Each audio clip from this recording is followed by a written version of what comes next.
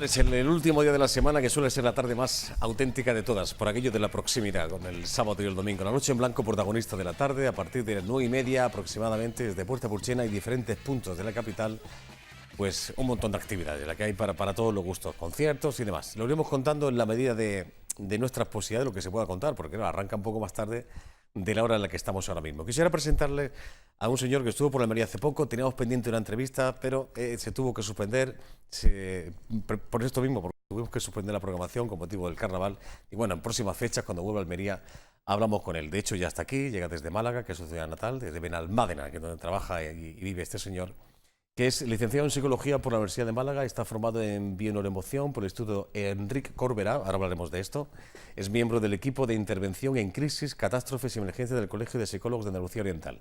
Dirige la asociación sin ánimo de lucro La Ventana Alternativa y colabora con el Teléfono de la Esperanza, entre otras ONGs, además de escribir artículos para diferentes revistas y blogs. Y también es el autor de este libro, estuvo, como digo, hace pocos meses, el mes de febrero pasado, en Almería para hablar y dar una charla sobre el imparable renacer del corazón, cómo trascendir del miedo al amor, iluminación y psicoterapias. A veces un accidente que para nada es deseable, no les deseo que le ocurra nada en la vida, pero hay ocasiones, como es el caso de este señor, que él lo va a contar personalmente, que un accidente te hace cambiar la vida y te hace verla desde otro punto de vista. Él lo relata en sus vivencias, sus experiencias en este libro, como le digo. Se llama Andrés Espirosa. Bienvenido, buenas tardes. Muy bueno de verte, Andrés. ¿Cómo estás? Bien. Tenemos pendiente una conversación y aquí estamos. Un ratito, por lo menos para contar algo de tu experiencia, porque tenéis, estábamos comentando, tenéis un congreso de psicólogos Andalucía Oriental esta misma tarde. Esta tarde en la finca del Boticario. ¿Esta tarde? Esta tarde, a las 8:30. En la finca del Boticario. ¿Por dónde empezamos, Andrés? Te pregunto por ese accidente que te cambió tu vida, tu visión de ver la vida y de relacionarte con los demás. Sí. Esto fue así realmente, ¿no? Sí, en el 2001, en plena crisis personal, tuve una experiencia durante un accidente que me hizo cambiar mi perspectiva del mundo radicalmente. ¿Accidente de tráfico? Sí. Me has dicho que antes del accidente, que estabas en crisis personal. Eso es. Aquí, ¿cómo se come esto? ¿De qué hablamos? Acababa de dejar el trabajo, dejé la relación con la madre de mi hija y estaba viviendo un periodo de aislamiento y de introspección. Sin saberlo, podemos decir que estaba haciendo terapia intensiva. Y en pleno proceso, pues tuve una experiencia durante el accidente de tráfico que me hizo, no sé si conoces la película El show de Truman. Sí, claro. Pues a mí me pasó algo así, ¿no? Fue como si la vida me diese un giro de 180 grados y lo que era de un color terminaba siendo del opuesto, ¿no? Todo lo que parecía de una forma no era tan así. Pero pasaste de lo negativo a lo positivo, ¿de alguna forma? Sí, totalmente. Fue un cambio radical.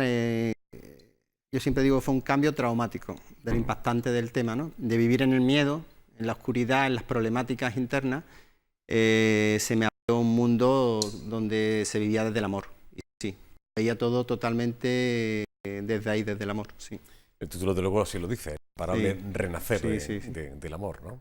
Ese accidente te tuvo postrado en cama en el hospital durante un tiempo. Pues mira, no, físicamente más llevadero. Sí, físicamente lo único que tuve fueron 2 esguinces de tobillo. Bueno. Es decir, que el impacto, si lo normal es que hubiese muerto en aquel accidente, o mal llamado accidente, que fue un acto de entrega que describo en el libro, pues realmente es que tampoco encaja del todo, pero podemos decir que fue un suicidio, un intento de suicidio. Sí. Sí, aunque entre comillas había que matizar muchas cosas, ¿no? Pero sí, fue eso. Físicamente no tuvo secuelas, pero también se puede describir como una experiencia cercana a la muerte. ¿Por qué? No sé si en otros países, hablaremos del nuestro, que es el que más conocemos, o por lo menos un servidor. ¿Por qué se sigue estigmatizando tanto el asunto de suicidio? Da miedo pronunciar la palabra. Sí, ¿no? Pero ¿por qué se señala a la gente? ¿No tiene la gente derecho a dejar de vivir cuando quiera? En esta sociedad hay un problema con la muerte, y de entrada nos da miedo hablar de la muerte, ¿no? Pues, en Occidente. Y si hablamos de suicidio, ya para qué te cuento. Ya de entrada es un acto de cobardía, ¿no? Y entre otras muchas cosas, como una enfermedad, ¿no? Algo de lo que avergonzarse. Sí, claro. Cabe recordar que la Iglesia Católica actualmente no, pero hace unos fin, siglos, a los suicidas los enterraba aparte, Sí. en un cementerio Sí. aparte, porque eso no tenían Sí. cabida entre el resto de mortales que hayan muerto de forma natural Sí. o de un tiro en la cabeza, por Está ejemplo, ¿no? considerado como uno de los peores pecados, ¿no? En fin. muchas religiones. No, pero vuelvo a esto, ¿no? Tú me estás contando que te costó trabajo contarlo, pero que fue eso, ¿no? Que tú querías querías Sí, parar podemos ese sufrimiento con sus ¿no? matices, pero podemos describirlo como un suicidio porque ya no podía sufrir más. Ya mi nivel de sufrimiento había llegado al límite y no quería sufrir más. Lo tenía claro. También había, que lo explico en el libro, había un acto de entrega desde el amor hacia todo el mundo porque no quería que nadie sufriera más, ¿no? Hay una mezcla ahí de ignorancia sobre Dios y lo que hay después de la muerte, que en el libro explico, había cierta confusión, pero bueno, era un acto de entrega que se materializaba con un suicidio, una huida del sufrimiento. Leo por aquí, dice, uno de los objetivos del libro, de las cosas que cuentas, es que las personas no culpen a la vida y a los demás de lo que les pasa, ¿no? Claro. De autorresponsabilizarse Totalmente. de alguna forma, ¿no? ¿Ves? Este libro es un acto de empoderamiento. Al final, de pasar del miedo al amor, del ser víctima a empoderarte de tu vida, va eso, a autorresponsabilizarte. Porque al final cada uno hace su papel, pero mientras mantengamos el dedo hacia afuera, culpando al mundo de lo que nos ocurre, estamos en el papel de víctima. Tenemos que tomar conciencia de lo que depende de nosotros y de lo que es responsabilidad nuestra. Entonces, volvernos el dedo hacia adentro y en ese momento nos empoderamos de nosotros mismos. Decimos, vale, esto no depende de nosotros. Y estará mejor o estará peor, pero no vamos a perder el tiempo en enjuiciar qué hace esa persona y ni por qué, porque no sabemos su historia. Vamos a centrarnos en lo que sí depende de nosotros y vamos a tomar las riendas, porque al final nos pasamos la vida en luchar y sufrir por lo que no podemos cambiar y no depende de nosotros, con el dedo hacia afuera, y lo que sí depende de nosotros lo escondemos debajo de la alfombra y no lo queremos mirar. Claro, nuestras miserias. Eso es. Muy cómodo señalar a alguien y echarle la culpa a los Es más demás, fácil culpar a otros que Claro. mirarnos nuestra responsabilidad y nuestras miserias, como tú has dicho. Y no sé si somos conscientes también de nuestras acciones cómo afectan al prójimo, ¿no? Eso es. Eso no es- Todos somos en algún momento víctimas y verdugos. Efectivamente. Lo que pasa es que en la mayoría de los casos no hay una premeditación, pero nuestros actos tienen una consecuencia en los demás también. Claro que sí. Aparecen técnicas como la bioenergética, el gestal, constelaciones familiares, a ver, pronúncialo tú porque yo no me sé. Bioneuromoción. Eso es, que me estaba diciendo hace un momentito Sí. que, en fin, que alguien... Está en el ojo de mira Está ahora. en el ojo de mira.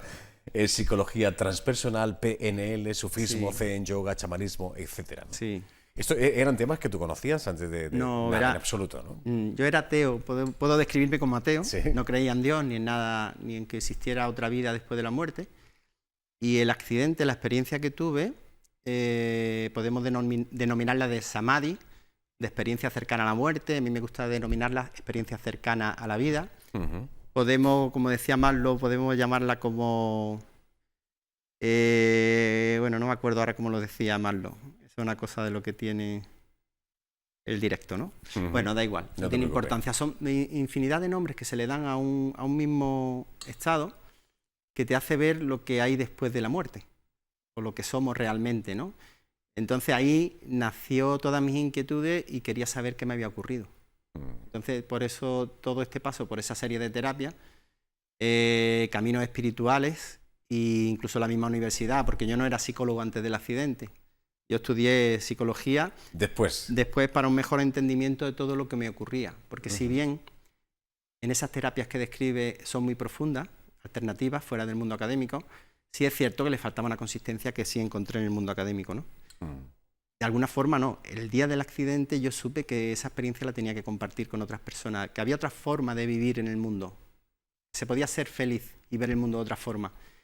Y hasta que no me he visto preparado para ello, no escribí el libro. ¿Qué esto es lo que llamas o se llama esto de las iluminaciones espontáneas? Eso es otra de las formas que se puede hablar.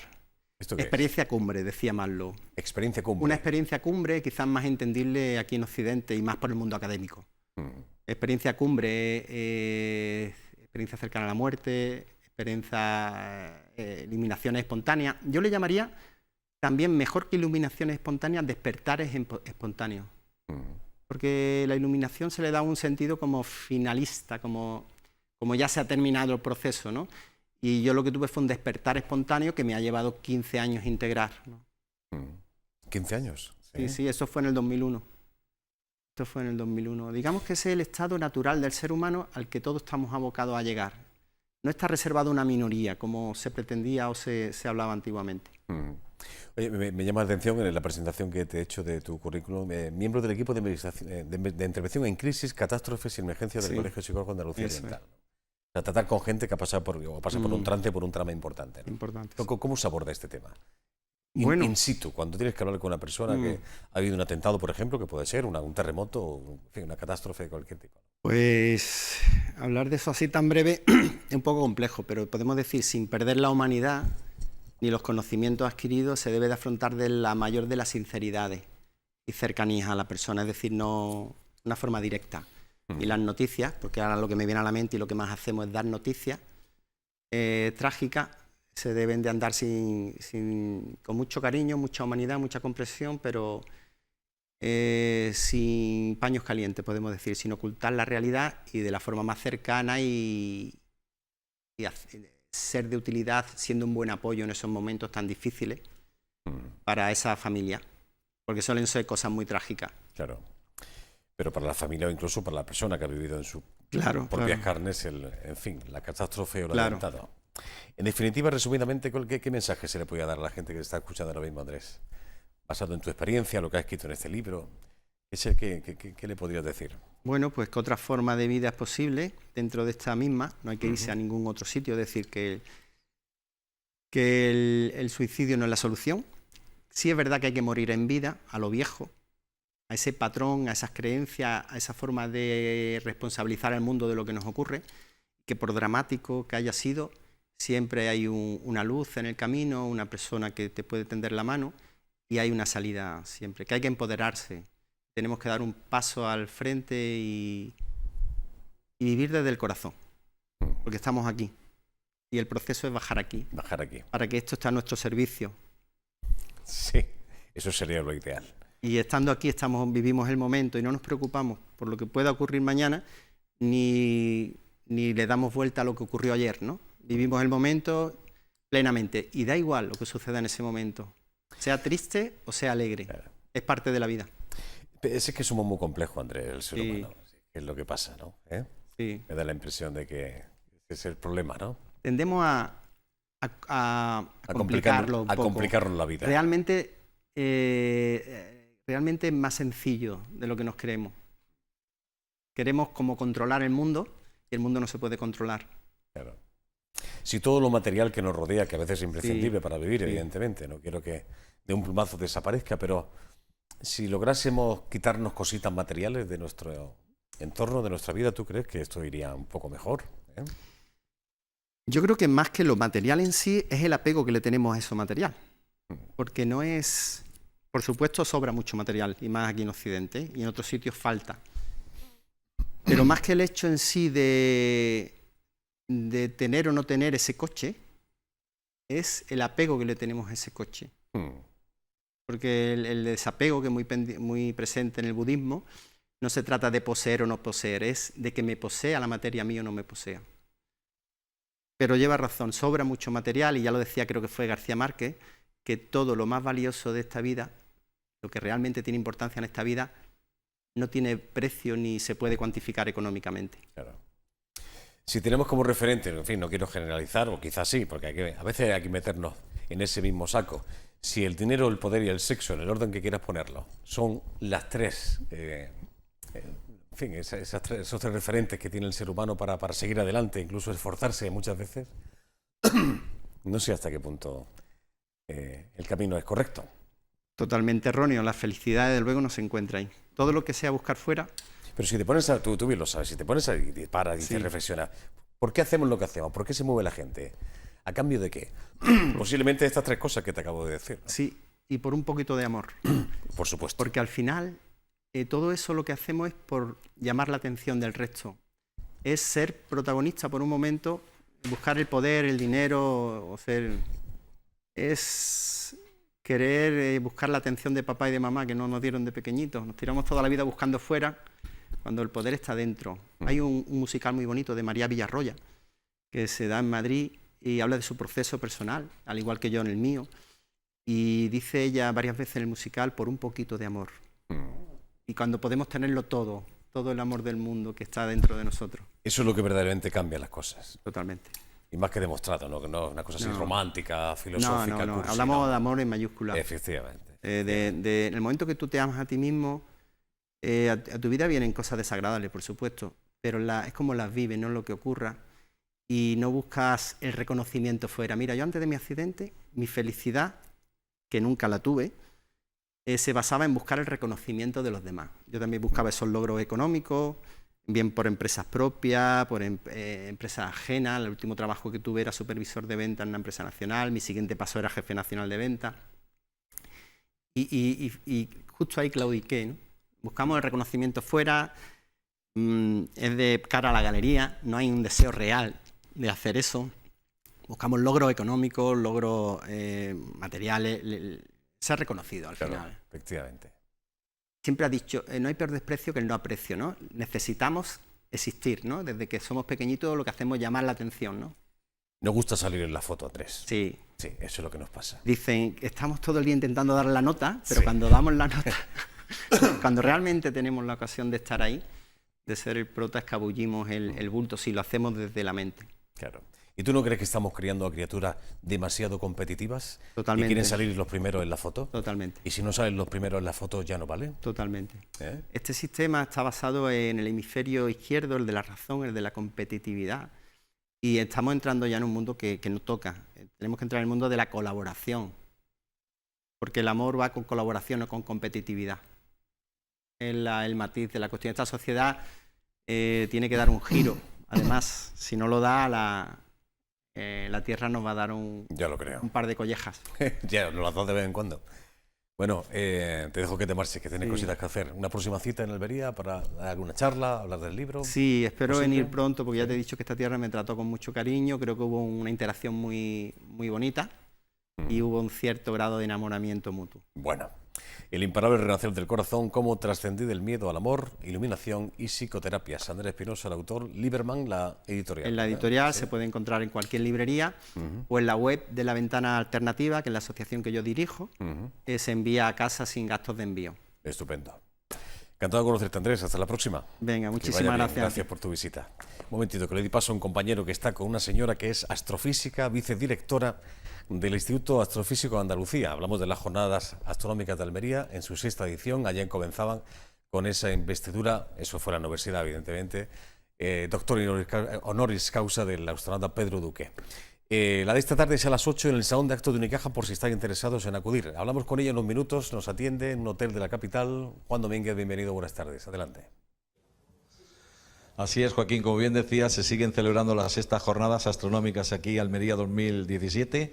Abría el turno ayer, lujazo, Pedro Duque, en el Auditorio Maestro Padilla, que lo petó, y el turno es precisamente para la mujer a la que vamos a saludar en cuestión de unos instantes. Recuerdo que la cita será a las 8 de la tarde, es la única de las conferencias que se va a dar en el Salón de Actos de Unicaja, y precisamente es Olga Muñoz, astrofísica y vicedirectora del Instituto Astrofísico de Andalucía. Cuando te dé el título de la conferencia a ti a todos los espectadores, veremos que es una conferencia realmente interesante. El título, como decía, en este caso, las grandes misiones de exploraciones del Sistema Solar, 2 puntos a la conquista del espacio. Olga, buenas tardes. Hola, buenas tardes. Me decías que mucho calor por Granada, que aquí has encontrado, porque ayer aquí cuando hay levante, vaya tela. Pues sí, se está bastante más fresquito hoy en Almería que en Granada. Bueno, no lo he comentado, Joaquín, que la conferencia es en el Salón de Actos de Unicaja, pero que ha tenido la amabilidad de atendernos en las instalaciones del Hotel AC, donde nos encontramos en este preciso momento. Antes de que nos cuentes un poquito el contenido de lo que es la conferencia de esta tarde, me gustaría que nos dijeses qué te parece la celebración de estas jornadas astronómicas en Almería. Me parece una iniciativa estupenda. Además, está teniendo un impacto muy importante en la sociedad como se puede ver con la asistencia de público. Crearon al principio porque parece que las jornadas astronómicas como que era para 4 chalaos, 4 locos allí. Sin embargo, han cogido un asentamiento, un prestigio y ya forman parte de los calendarios importantes en la capital almeriense. Bueno, los 4 chalaos se convirtieron en 600 personas ayer en la charla de Pedro Duque, o sea que ya cada vez hay más gente y es una gran alegría ver el interés que despierta nuestra investigación en el público. Olga, estaba leyendo anteriormente el título, decía las grandes misiones de exploraciones del sistema solar a la conquista del espacio, pero me comentabas antes de darnos paso a los compañeros que esas grandes misiones están de alguna forma muy ligadas a lo que es la comunidad autónoma andaluza, ¿no? Sí, porque en el instituto en el que trabajo, el Instituto de Astrofísica de Andalucía, ha participado prácticamente en todas las misiones de exploración del sistema solar de la Agencia Espacial Europea. Entonces hemos hecho, podemos decir que hay tecnología andaluza, tecnología hecha en Granada en muchos cuerpos del sistema solar. A veces da la impresión de que a nivel regional, quizá en este tipo de temas estamos como a la cola y se ve los temas de investigación y tal, que de eso nada de nada, ¿verdad? No, habitualmente en Andalucía lo que parece que llama la atención es el turismo, son las playas, que están muy bien, la agricultura, pero se hace tecnología puntera y especialmente tecnología para el espacio. Esas grandes misiones de las que vas a hablar esta tarde precisamente, referidas en cuanto a tiempo se refiere, aproximadamente desde hasta cuándo. Voy a contar desde los primeros instrumentos que hicimos para estudiar del espacio. ¿De qué época hablamos en ese sentido? Los años 80, cuando se creó el Instituto de Astrofísica de Andalucía, efectivamente, y los que nos quedan por delante, que estamos involucrados en misiones que se lanzarán en el 2024 o por ahí. Por ahora estamos involucradas en ellas. Al ritmo que va la vida y con la evolución que tienen las cosas, entiendo que desde el año 80 hasta 2017, año en el que nos encontramos en este momento, ¿de qué forma habrán ido evolucionando, no? Bueno, pues en misiones en las que participábamos en los años 80 realmente no eran misiones espaciales, eran para el estudio de la atmósfera terrestre. Lo que se hacían era aprovechar los cohetes de sondeo que se lanzaban desde el Arenosillo, eran cohetes de pruebas que iban vacíos, y lo que se hizo fue desarrollar instrumentación para estudiar la atmósfera terrestre y se metían en esos cohetes y se aprovechaban esos lanzamientos. Ahora pues hemos estado, una de las cosas que contaré en la charla, por ejemplo en la misión Rosetta, hemos viajado con un cometa en su viaje alrededor del Sol, hemos estado orbitando el cometa y hemos depositado una sonda sobre la superficie del cometa. ¿Por qué se hizo tan conocida la misión Rosetta que a casi todo el mundo prácticamente la conoce? Pues ha sido un hito a nivel internacional, porque bueno, viajar, se había visitado cometas, se habían obtenido imágenes, pero jamás se había viajado junto al cometa.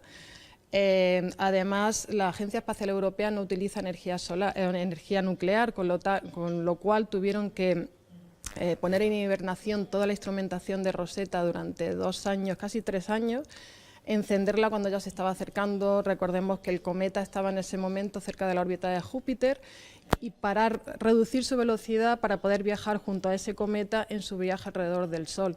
Y luego depositar una sonda, la sonda Philae era del tamaño más o menos de una lavadora, sobre un cuerpo que no tiene prácticamente gravedad. O sea, el reto tecnológico era tremendo y el éxito ha sido espectacular. Olga, dentro del tiempo que hemos dispuesto, por lo que nos has adelantado, me parece que es interesantísima la conferencia que vas a impartir esta tarde. Bueno, esa es mi intención. Lo dirán los espectadores. Espero que opinen lo mismo cuando salgan de la charla, sí. Verdadero placer el poderte saludar y muchísimas gracias por estos minutos que nos has dedicado. A vosotros por dedicarnos. Joaquín, pues Olga Muñoz, como decía, conferencia esta tarde, Salón de Actos de Unicaja, 8 de la tarde, dentro de lo que son las 6ª Jornadas Astronómicas de Almería 2017, y vuelvo a reiterar el título precisamente de la conferencia, las grandes misiones de exploración del sistema solar a la conquista del espacio. Así es, dentro de esta 6ª edición de Jornadas Astronómicas en Almería. Gracias, Olga, por atendernos. Primera pausa, enseguida de vuelta, hay más cositas que contarle. Hasta ahora.